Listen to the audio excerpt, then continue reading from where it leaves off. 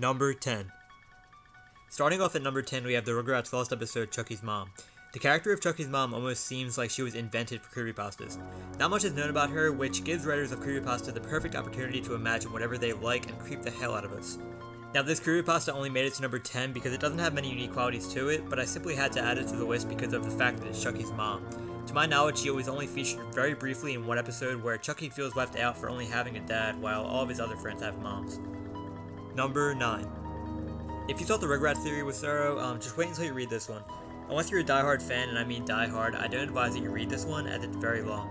Unlike Kento Cook, this theory is not exactly regarded as a creepypasta by the author. However, it definitely deserves a read to fans of both Ed, Edd n Eddy and creepypastas in general. Another thing which some of you may be thinking at this point is that this isn't exactly a lost episode pasta. While this is true, I figured it would be relevant enough to the genre to include it in this top 10. Number 8. So a lot of you may think that my adding this pasta in a top 10 lost episodes video is doing a major disservice to other pastas which didn't make this list, but I would have to disagree.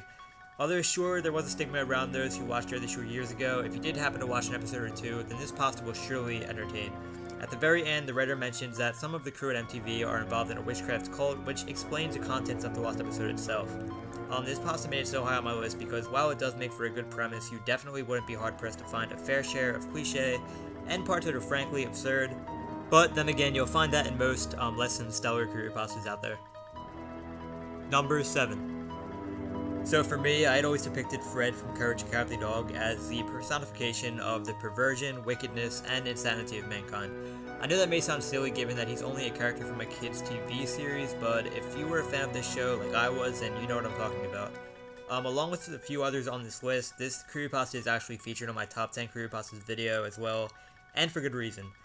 Dear Fred is unique amongst creepypastas due to Fred's own rhyming scheme utilized by the writer of this pasta, and in a pretty brilliant way, in my opinion.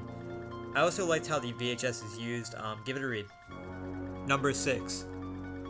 Technically, this isn't like your traditional lost episode creepypasta where it's based around the television show from our childhood. This creepypasta is based around a young man who is obsessed with children's shows from his youth. According to the protagonist, this guy has a brilliant knack for editing clips of video. This actually plays a huge role in the end of the pasta. Being a lost episode creepypasta, I don't want to spoil it too much, so check it out for yourself and let me know what you think. Also, if you think this was rated too highly for a lost episode creepypasta, then I, as well as a few hundred creepypasta wiki users, will disagree with you, considering it made creepypasta of the month a while back. Number 5. So Kento Cook, like two of my other favorite short horror stories, Anora and Ted the Caver, weren't considered creepypastas for their writers. Instead, Kento Cook was merely a fictional short horror story by Chris Straub of iCoreFilms.com. It was YouTube and several other websites which later deemed it as a lost episode creepypasta. However, instead of going on about what is purely semantics, let's get on to what Kento Cook really is about. It truly is one of the few unique creepypastas that make you go out of your way to tell your friend about, who is completely indifferent to the genre and will be angry at you for bringing up creepypastas around them again. But the response will be worth it because it's a pasta that's worth sharing. If you have not read it yet and think of the hype surrounding it as a fluke, you're really missing out. Number 4.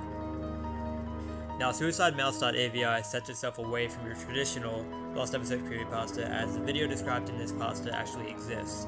In addition, one could argue that Mr. Walt Disney himself was a racist, given some of his less popular and questionable earlier works, so that may make this pasta even more believable to the skeptics out there.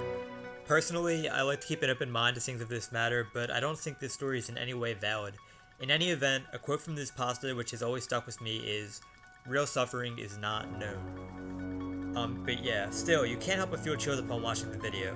If you'd like to watch it for yourself, find the link below. Number 3.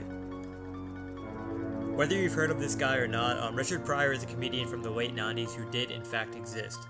This creepypasta has been a favorite of mine for quite some time due to the element of dark humor. I read in an article at some point that humor would cease to exist without death, and I think that profound thought is a pretty good catalyst for this creepypasta. My one quirk with it though is the unidentified man in the suit, because I think if the writer left it as just simply Richard Pryor losing his mind and then some, it would have been a little bit better. However, given that the man or thing wearing the odd mask is really shrouded in mystery, and I guess could represent the personification of death, but yeah, I just really like this pasta, and that's why it's ranked here on the list. Number 2. Standing in at number 2, arguably the most popular lost episode pasta out there, Squidward Suicide. Now, this pasta seems to have all of the qualities that one would ask for in a lost episode creepypasta. One can't help but be captivated in the first 2 sentences. It contains just the right amount of cliches, which keeps it from being bland while also having a totally convincing story. Like our number 1. And the best lost episode creepypasta is... I can't have Squidward Suicide as number 2, so let's play it safe and say that it ties with Dead Bart. The writer wrote this in such a way that I could respect, with regard to how well of a job he does at convincing the reader from the ground up that this episode legitimately exists. He begins by giving us probable cause of the episode's existence by pointing out the odd way the network Fox counts Simpsons episodes, and talking about the show's creator, Matt Groening. Without spoiling too much, that is if you haven't read it yet, check it out for yourself in the description. I always felt that this was up there with the most well-written pastas, if not the best written. And that does it for this top 10. Please keep in mind that I compiled this list off of my own merit. If you thought I missed a creepypasta that deserved a spot on this list, let me know in the comments or feel free to shoot me a PM. Also, in case you hadn't noticed, there is a link to every pasta that I included in this episode below. Thank you for watching, and be sure to subscribe for future videos on creepypasta.